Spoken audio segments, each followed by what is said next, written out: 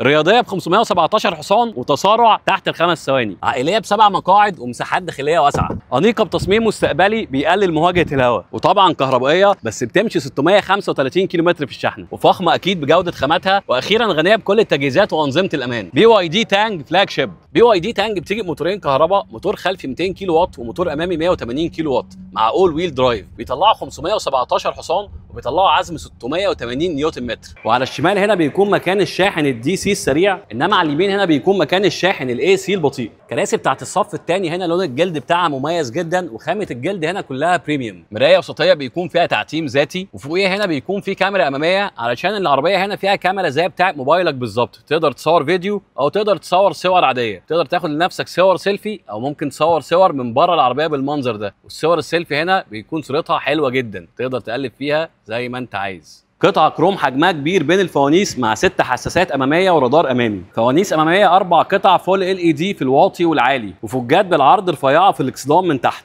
والعربيه هنا وزنها 2 طن 630 كيلو، تقيله جدا، بس رغم كده بتتسارع من 0 ل 100 في 4 ثواني فاصلة 4. طبعا هنعمل تجربه تسارع عشان نعرف العربيه بتوصل من 0 ل 100 في قد ايه.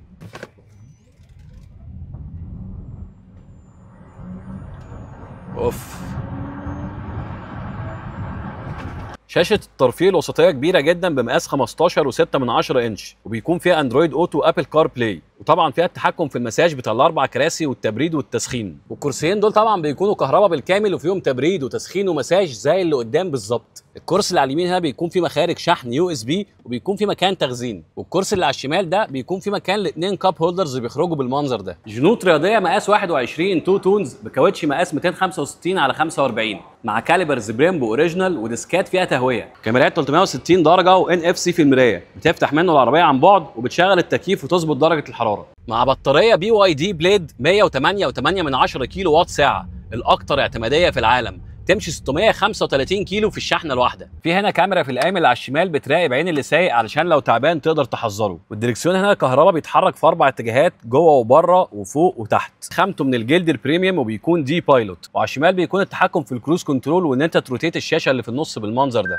والقايم الثاني والثالث في العربيه بيكون لونهم اسود عشان يدوا طول للعربيه من الجنب، والكرسيين هنا فيهم مساند زي بتاعه الرانج روفر بالظبط، ممكن تقفل المسند او ممكن تعدل الوضعيه بتاعته. اضاءه بخطوط كامله على الشنطه وجوه الفوانيس بس بترتيب سهل ومريح للعين، وكلمه بيلد يور دريمز تحت اللايت بار الخلفي. وبالنسبه للامان فالعربيه دي واخده 5 نجوم امان في اختبارات اليورو انكاب، فيها 7 اير باجز وفيها نظام اداس كامل للامان وسهوله السواقه. وهنا مكان زرار الستارت بتاع العربيه شكله مميز جدا، وهنا بيكون الجير بوكس بتاع العربيه وده الزرار بتاع الباركنج، وعلى الشمال هنا زرار الانتظار والباركنج سنسورز والركن الذاتي، وهنا التحكم في المالتي ميديا والتحكمات في التكييف وده الدرايف مودز. شنطه العربيه 230 لتر وكراسي الصف الثالث مفتوحه، و940 لتر وكراسي الصف الثالث مقفوله، ومساحات الصف الثالث هنا كويسه ل2 كبار او 3 صغيرين، وبيكون جنبك مسند فيه كاب هولدر، والتكييف مكانه مميز جدا فوق راسك، وهنا بيكون اضاءه الصالون الخلفي، والطابلوه من النص بيكون الومنيوم ومن تحت جلد فخم لونه اوف وايت. طبعا احساس العربيه دي وانت سايق ان انت حاسس ان انت سايق عربيه صغيره مش كبيره،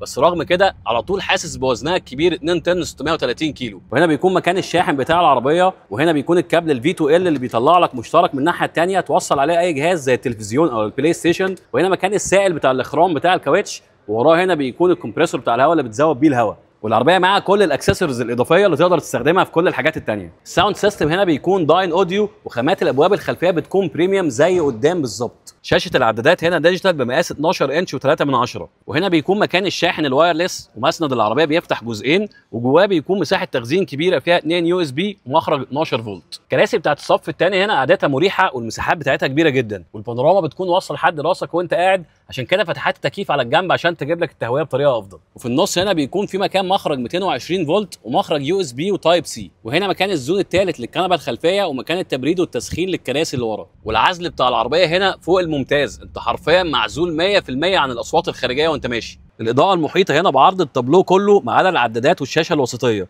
بيكون فيها 31 لون تقدر تغير ما بينهم زي ما تحب. وفتحات التكييف هنا شكلها بيكون مميز زي بتاع مرسيدس بالظبط. العربيه دي موجوده عند جي اوتو في الشيخ زايد على وسط دهشور، لو عايزين تستفسروا عنها ابعتوا لهم على رسائل الصفحه وهيردوا عليكم على طول.